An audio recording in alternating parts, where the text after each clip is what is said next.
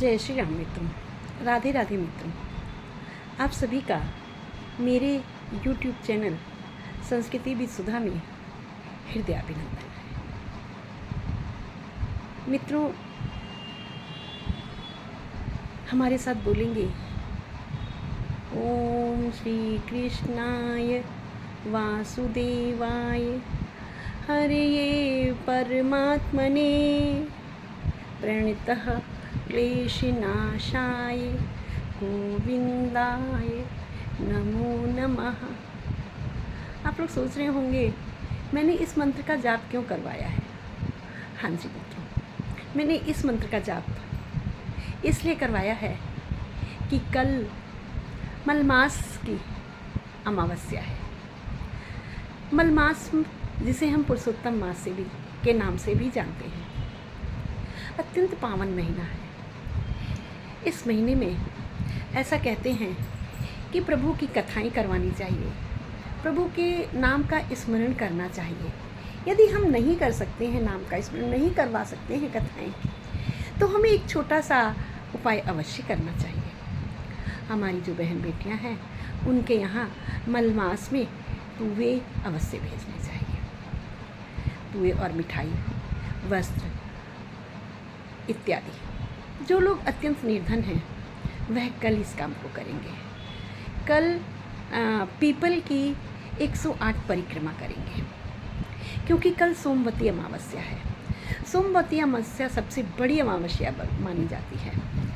108 कुछ भी चीज़ें ले लें, 108 मखाने, 108 मूंगफली के दाने, 108 टॉफ़ी, 108 बिस्कुट, समथिंग कुछ भी आपके पास हो, यथाशक्ति आप वो ले करके अपने पास रखें, श्रृंगार की सामग्री रखें और जा कर के पीपल की परिक्रमा करें तथा सुहागन स्त्री को श्रृंगार का सामान दान करें। इससे आपके यश वैभव में वृद्धि होती है। मित्रों, बहुत से लोग कहते नहीं, मुझे नहीं पता, लेकिन अगर आप उत्तर पूर्व में जाएंगे, हमारे कानपुर में तो ये बहुत धूमधाम से मनाया जाता है। सहसा मुझे याद आ गया, मेरी बहन मेरी बात हुई, उन्होंने बताया कानपुर में तो ये बहुत प्रचलन है।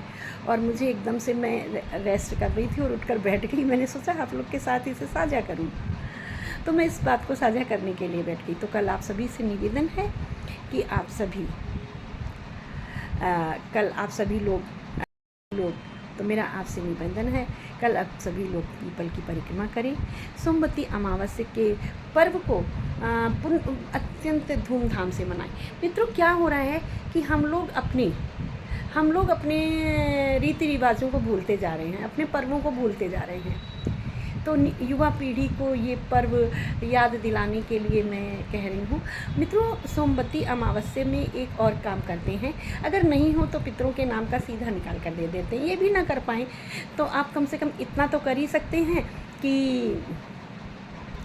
इतना तो अवश्य कर सकते हैं कि आप कल तेल ना छुएं, हल्दी ना लगाएं, हल्दी के साथ सब्जी ना बनाएं, अर्थात बिना हल्दी और बिना तेल की सब्ज़ी बनाएं। घी का इस्तेमाल कर लें, एक दिन देसी घी का प्रयोग करें और व्रत वाली सब्ज़ी खा लें, क्योंकि व्रत दिनों में हम लोग हल्दी का प्रयोग नहीं करते।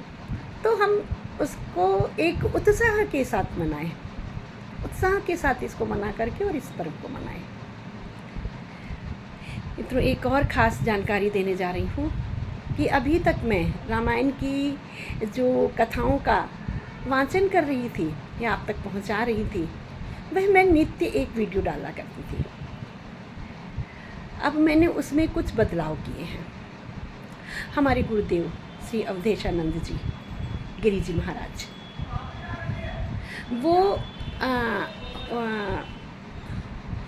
उन्होंने कुछ ऐसा बताया जिससे मैंने इस विचार में परिवर्तन किया।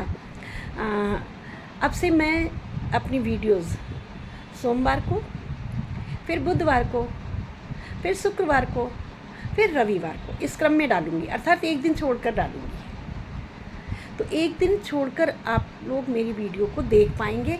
लेकिन हाँ मित्रों, इन जानकारियों के लिए आप लोग मेरी वीडियोस को देखते रहिएगा, लाइक करते रहिएगा। हैप्पी सोमवती अमावस्या। ये थी अमावस्या से जुड़ी मेरे गुरुजी ने बताया कि लाला का जन्म हुआ। अच्छा, पीपल की भी परिक्रमा क्यों देते हैं? पीपल की परिक्रमा इसलिए देते हैं कि पीपल के वृक्ष में साक्षात विष्णु जी का वास है, उनकी जड़ में महालक्ष्मी का वास है। तो पीपल की परिक्रमा देने में एक तो, और पुरुषोत्तम मास विष्णु भगवान जी के प्राकट्य के उपलक्ष्य में ही मनाया जाता है, भगवान नरसिंह के प्राकट्य के उपलक्ष्य में, तो इसलिए हम मनाते हैं। तो हम क्यों ना पीपल की परिक्रमा करें? यदि नहीं तो ओम कृष्णाय वासुदेवाय हरि परमात्मने प्रणतः क्लेशनाशाय गोविंदाय नमो नमः, इसका हम जाप कर लें तो भी हमें फल मिलता है। और मित्रों, हम कल इस तरह से अवश्य करें, ओम नमो भगवते वासुदेवाय का उच्चारण करें। गुरु जी ने बताया कृष्ण का अवतार हुआ तो सभी लोग पहुँचे। क्यों पहुँचे? उपहार लेकर पहुँचे। उपहार देने की परंपरा थी। कोई खिलौने लेकर पहुँचा, कोई वस्त्र लेकर, कोई माखन, कोई मिश्री, नहीं कुछ तो कोई काजल ही लेकर पहुँच गया, नहीं कोई काला कंबल ही लेकर पहुँच गया, जिसके पास जो कुछ था वह लेकर पहुँच गया। दान की परंपरा थी। घर में बालक होते थे तो विभिन्न प्रकार के लोग मिलने आते थे, देखने आते थे, बच्चों को दान दिया करते थे। माता तक तो बच्चा पहुंच ही नहीं पाता। ऐसी मैं भी गुरुदेव से अपने सुन रही थी कथा। गुरुदेव ने कहा परिवार थे, परिवारों में ममता थी, परिवारों में त्याग था, परिवार में स्नेह था, जो निरंतर आलोप होता जा रहा है, जो गायब हो गया है। किसी के घर लल्ला या लल्ली होती थी ना, तो घर भरे रहा करते थे, महीनों घर भरे रहा करते थे, लोगों का आवागमन लगा रहता था, आने जाने वालों का तांता लगा रहता था, और अनेकों उपहार मिलते थे। माँ तक तो बच्चा पहुँच ही नहीं पाता था, और बच्चा बड़े प्यार से पल जाया करता था। किंतु आज एकल परिवार की परंपरा चल गई है। आज एकल परिवार के चलते हमारे दास दासियाँ या हमारे नौकरानियाँ, हम द्रव्य देकर उनसे अपने बच्चों को पलवाते हैं। क्या संस्कार देंगे हमारे दास दासी?